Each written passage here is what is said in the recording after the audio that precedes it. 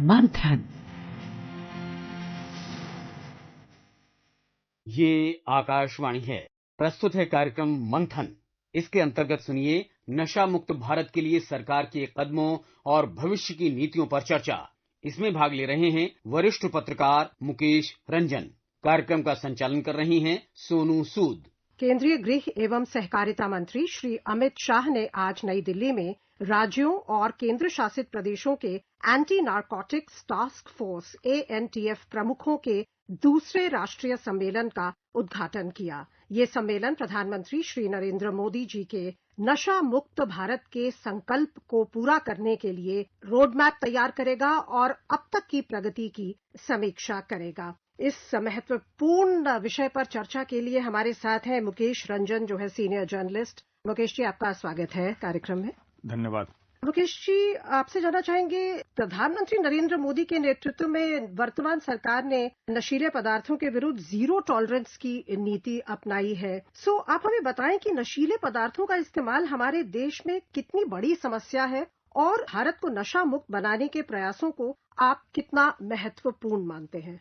ये जो मुद्दा है ये बहुत ही गंभीर है और ये गंभीर नहीं होता तो सरकार के हाईएस्ट लेवल पे, सशस्त्र लेवल पे जो फंक्शनरी हैं वो सामने नहीं आते। ये समस्या बहुत गंभीर है और जो प्रधानमंत्री का लक्ष्य है भारत को विकसित राष्ट्र बनाना 2047 तक, तो इसमें बेसिकली ये है कि यदि यूथ हमारा यदि हेल्दी ना रहा और यदि वो मादक पदार्थों के चपेट में फंस गया तो इससे निकलना मुश्किल होता है और अभी भी इतना बुरा नहीं है कि हम इससे नहीं निकल सकते हैं।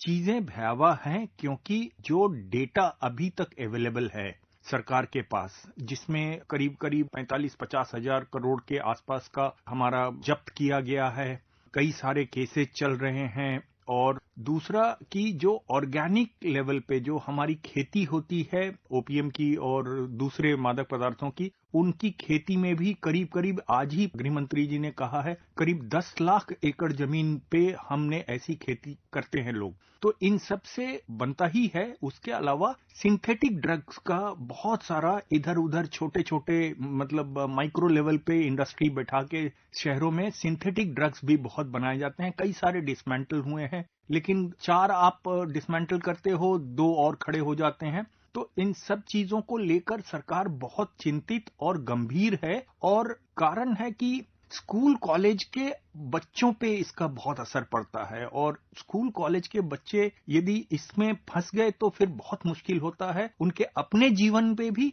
और उनका जीवन यदि अफेक्टेड रहता है तो राष्ट्र पे भी उसका इम्पैक्ट आता है। बहुत ही गंभीर आपने बात कही है। आइए सुनते हैं गृह मंत्री अमित शाह जी ने नशा मुक्ति भारत के विषय पर आज इस सम्मेलन को संबोधित करते हुए क्या कहा। नशा मुक्त भारत अभियान लगभग 372 जिलों में चल रहा है। 10 करोड़ लोग और 3 लाख शैक्षिक संस्थान इसके साथ जुड़े हैं। मगर मैं फिर से कहना चाहता हूं, ये पर्याप्त नहीं है। ये हर जिले में चलना चाहिए और हर शैक्षिक संस्थान पर हमारी पहुंच होनी चाहिए। आज गृह मंत्री ने 3 तरह के ड्रग कार्टेल के बारे में भी जानकारी दी। आप बताएं हमें कि ये जो ड्रग कार्टेल्स हैं, इसके जो इन्होंने 3 लेवल्स की बात करी, ये क्या क्या है और किस तरह से एक फोकस्ड अप्रोच चाहिए इन पर नियंत्रण पाने के लिए। इसमें देखिए ऐसा है कि आज गृह मंत्री ने एक बात और कही कि हमारा जो नेबरहुड है, जो हमारा पड़ोस है, तो हमारे नेबरहुड में ही 2 जो सबसे बड़े दुनिया के मादक पदार्थ इलाके हैं वो दोनों हमारे पूरब और पश्चिम वाले बॉर्डर के नजदीक हैं। उन्होंने बोला कि ये 3 लेवल पे यदि इस तरह के कार्टेल हैं तो एक तो वो है जो इंटरनेशनल है। तो एक इंटरनेशनल कार्टेल होता है जो कि ड्रग को पुश करता है, जो कि देश में पहुंचा देता है। वहां पहुंचने के बाद एक नेटवर्क होता है जो कि मिडिल लेवल का नेटवर्क होता है, जो कि स्प्रेड करता है उसको डिफरेंट डेस्टिनेशंस पे। और तीसरा जो होता है वो माइक्रो लेवल पे होता है, जो पुड़िया के लेवल पे और छोटे छोटे पैकेट्स के लेवल पे उसको छोटे छोटे कियोस्क, खोखे में, पान वाले के पास, इन सब जगहों पे पहुंचा देता है जहां एक्चुअल कंजम्पशन होता है। पर इसके साथ साथ उन्होंने ये एक और बड़ी बात कही कि यदि हमें लड़ना है मादक पदार्थों के विरुद्ध और हमारी लड़ाई बहुत हॉलिस्टिक माने पूर्ण रूप से होनी चाहिए, हॉलिस्टिक होनी चाहिए। और उसको हॉलिस्टिक होने के लिए हमें टॉप टू बॉटम और बॉटम टू टॉप अप्रोच लेना होगा। उसमें उन्होंने कहा कि जब हम कोई बड़ा कंसाइनमेंट यदि किसी पोर्ट पे या किसी बॉर्डर पे पकड़ लेते हैं तो हमारा इन्वेस्टिगेशन और हमारा एक्शन वहीं पे सीमित ना रहे। हम जब पकड़ लें तो हमारा इन्वेस्टिगेशन उसके बाद ये भी होना चाहिए कि वो जो ड्रग हमने पकड़ा है वो कहां कहां जाने वाला था। तो यदि हम उस पूरे चेन की तरफ जाएंगे और उस पूरे चेन को समझ जाएंगे तो हम उस पूरे चेन को यदि हम डिसमेंटल कर देते हैं तो जो ड्रग आ रहा है वो आके भी वो चेन नहीं मिलेगा उसको, तो फिर वो बॉर्डर तक पहुंचा के क्या करेगा। उसी तरह से बॉटम अप अप्रोच की भी बात की उन्होंने कि जब हम छोटे लेवल पे 10 पुड़िया 5 पुड़िया जहां कंजम्पशन सेंटर पे हम पकड़ लेते हैं तो हम वो इन्वेस्टिगेट करके और वहां उतने ही लोगों को केवल पनिश करके हमारा सोल्यूशन नहीं निकलेगा। हमें फिर यहां से रिवर्स जाना होगा कि ये यहां तक पहुंचा तो कैसे पहुंचा और इसके पीछे कौन सा चेन है जो कि ऊपर तक ले गया। और इस पूरे सिस्टम को, जो इकोसिस्टम है, जो चेन है, इस चेन को तोड़ देंगे तो शायद हमारा जो मिशन है वो सक्सेसफुल होगा और हम अपने युवा साथियों को शायद बेहतर बचा पाएंगे। बिल्कुल ठीक कह रहे हैं आप। जैसे एक ही कड़ी को अगर आपने तोड़ा तो उसके वापस फिर जुड़ जाने की संभावना रहती है, तो सभी कड़ियों को हमें निरस्त करना होगा, जैसा उन्होंने कहा। और उन्होंने एक और बात करी ट्रिनिटी अप्रोच की, तो ये एक बहुत ही महत्वपूर्ण था जिसमें एक कोर उन्होंने बताया जो अप्रोच होना चाहिए नारकोटिक बॉडीज का। त्रिकोणीय रणनीति के तहत हमने कदम उठाने पड़ेंगे। ड्रग की सप्लाई चेन के लिए हमारा रूथलेस अप्रोच होना चाहिए, डिमांड रिडक्शन में एक स्ट्रेटेजिक अप्रोच होना चाहिए और हार्म रिडक्शन में ह्यूमन अप्रोच होना चाहिए। ये तीनों अप्रोच के साथ एंटी नारकोटिक्स टास्क फोर्स ने आगे बढ़ना चाहिए। तो गृह मंत्री जी ने जो अभी ट्रिनिटी अप्रोच की बात की, इसके बारे में हमें थोड़ा बताएं कि ये किस तरह से पूरा जो तंत्र है ड्रग्स की सप्लाई का हमारे देश में, उसको निरस्त करने में कामयाबी पा सकता है। देखिए, जो ट्रिनिटी अप्रोच की बात की उन्होंने एंटी ड्रग एजेंसीज के जितने भी अधिकारी वहां बैठे थे उन सबको कहा। तो उसमें स्टेट लेवल के एंटी ड्रग एजेंसीज के ऑफिसर्स बैठे हुए थे, उसमें एनसीबी के भी लोग बैठे हुए थे, डीआरआई के भी लोग बैठे थे, एनआईए के लोग भी बैठे थे और सारी एजेंसीज थी। और कुछ तो मतलब जो डायरेक्टली ड्रग से इन्वॉल्व नहीं है, जैसे सोशल वेलफेयर मिनिस्ट्री के लोग हैं, एजुकेशन मिनिस्ट्री के लोग हैं, उनसे तो यहां तक उन्होंने अपील कर दिया कि ये जो हमारे एंटी ड्रग एजेंसी वाले हैं वो तो 365 दिन काम करते हैं। आपसे हमारा रिक्वेस्ट है कि आप एटलीस्ट महीने में एक दिन निकालें जिसमें आप एंटी ड्रग पे काम कर सके। अब मान लीजिए एजुकेशन मिनिस्ट्री के लोग यदि एक दिन एंटी ड्रग मुहिम चला लेते हैं या सोशल जस्टिस वाले लोग चला लेते हैं या वुमेन एंड चाइल्ड वेलफेयर वाले लोग चला लेते हैं या हेल्थ मिनिस्ट्री चला लेती है, ये डायरेक्टली ड्रग से रिलेटेड नहीं है, लेकिन इनका भी सहयोग मिल जाए तो हम एक पूरा whole of the government approach से जाकर इस पे हम प्रहार कर सकते हैं। अब रही बात जो 3 अप्रोच की बात की है, तो इसमें उनका वो जो अप्रोच था ना, उन्होंने कहा कि सोर्स, सप्लाई चेन और consumption. Source, supply chain and consumption. तो सोर्स में सिंथेटिक ड्रग की बात हो तो देश में छोटी छोटी फैक्ट्रीज हैं, सप्लाई चेन की बात हो जो बड़े कंसाइनमेंट विदेशों से आते हैं, और कंजम्पशन जो लोअर लेवल पे हो रहा है। तो ट्रिनिटी अप्रोच में उन्होंने कहा कि जब हमको सोर्स को हिट करना है तो हमें रूथलेस होना पड़ेगा। जो चेन की बात है, उस सप्लाई चेन को तोड़ने में स्ट्रैटेजी की बात की और उसी स्ट्रैटेजी में उन्होंने कहा कि आप bottom up and top to bottom का अप्रोच रखिए। उसके बाद जो कंज्यूम करते हैं उनको क्रिमिनलाइज मत करो, उनके साथ ह्यूमन अप्रोच रखो, उनको मानवीय ढंग से डील किया जाए। तो कहने का मतलब है कि आप सोर्स को तोड़ दें, सप्लाई को स्ट्रैटेजिकली तोड़ दें और जो उसके विक्टिम हैं उनको आप मानवीय तरीके से यदि डील करते हैं तो इस पूरे इकोसिस्टम को हम बेटर हैंडल कर पाएंगे। आपने जो शुरू में कहा था कि कई युवा हैं जो इस समस्या से ग्रस्त हैं, इस लत कह सकते हैं, एक हैबिट है जिसमें फंस चुके हैं, तो उनको उससे निकालने के लिए जो अवेयरनेस क्रिएट करने की जरूरत है, जो हेल्दी इंडिया की बात कर रहे हैं कि एक स्वस्थ भारत हमें बनाना है, उसके लिए क्या व्यापक अवेयरनेस कैंपेन्स चलाए जाने की बात की गई आज? जो बातें वहां हुई उसमें एक चीज मुझे समझ में आया कि ये कैंपेन तभी सक्सेसफुल होगा जब ड्रग की सप्लाई रुकेगी।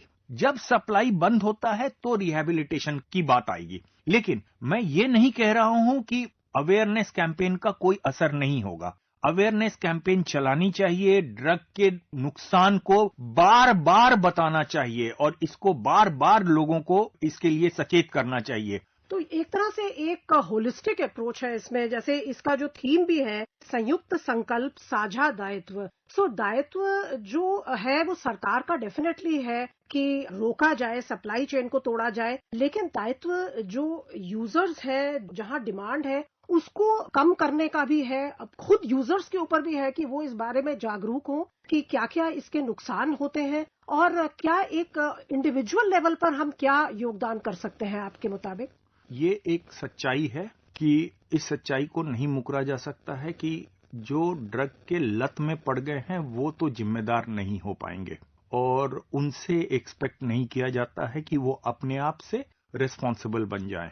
लेकिन जो उनका परिवार है, जो उनके इर्द गिर्द का समाज है, इन दोनों माने सामाजिक तौर से भी और परिवार के तरफ से भी यदि उस कैंपेन में थोड़ी पुश आ जाए तो शायद हम ज्यादा सक्सेसफुल हो सकते हैं उस स्थिति में, जबकि ड्रग अवेलेबल भी है फिर भी बच्चे नहीं जा रहे हो उसके लिए। इनफैक्ट प्रधानमंत्री ने खुद ही एक व्यक्तिगत बहुत ज्यादा इसमें रुचि दिखाई है कि हमें एक नशा मुक्त भारत की ओर बढ़ना है। गृहमंत्री ने प्रधानमंत्री के योगदान के बारे में क्या बोला, आइए सुनते हैं। मोदी जी ने देश के सामने 2047 में महान भारत की रचना की एक संकल्पना रखी है। ऐसा भारत जो हर क्षेत्र में समूचे विश्व में सर्वप्रथम होगा। यही समय है कि हम इसके खिलाफ मजबूती के साथ लड़ें और आने वाले दिनों में ड्रग हमारे युवाओं की जीवन और हमारी अगली पीढ़ियां बर्बाद न कर पाए, इस प्रकार का एक तंत्र सुनिश्चित करें। सो एक ऐसा माहौल है अभी मुकेश जी देश में कि जहां देश के जो प्रधानमंत्री है, पूरा जो महकमा है, सब जुटे हुए हैं इस तरफ की एक नशा मुक्त भारत की ओर हम लोग बढ़ें। साझा प्रयास किए जा रहे हैं, जागरूकता अभियान जैसे बताया आज गृह मंत्री जी ने 372 डिस्ट्रिक्ट्स में किए जा रहे हैं, सारे एजुकेशनल इंस्टीट्यूशंस में किए जा रहे हैं और इसका दायरा और बढ़ाने की बात की जा रही है और डिफरेंट लेवल्स पर जो कार्टल्स हैं उनको कंट्रोल करने की भी बात की जा रही है। सो आप कितनी उम्मीद रखते हैं कि ये जो एक समस्या है जो टेररिज्म की तरह एक यूनिवर्सल समस्या है, इसमें राज्य सरकारें मिलकर केंद्र सरकार के साथ और दूसरे देशों की सरकारें भी, जहां से आप कह रहे हैं कि कई देश हैं जहां से ड्रग्स आते हैं, मिलकर इस समस्या पर निजात पा पाएंगे?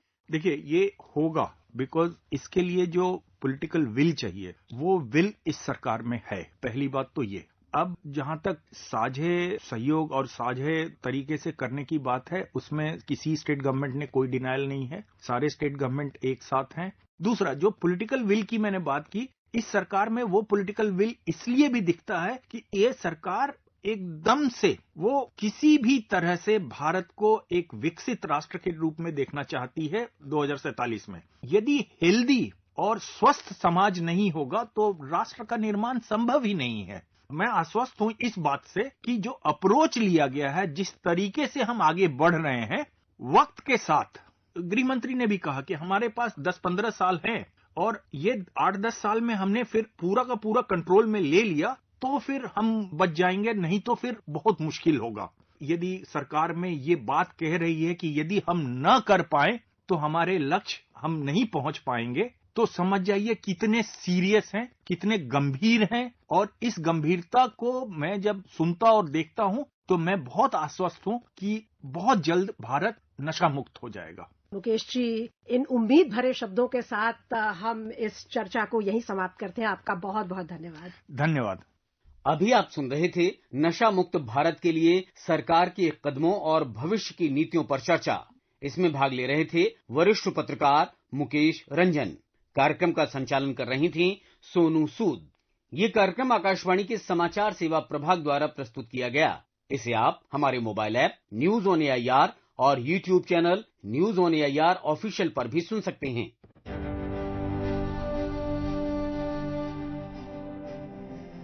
मंथन।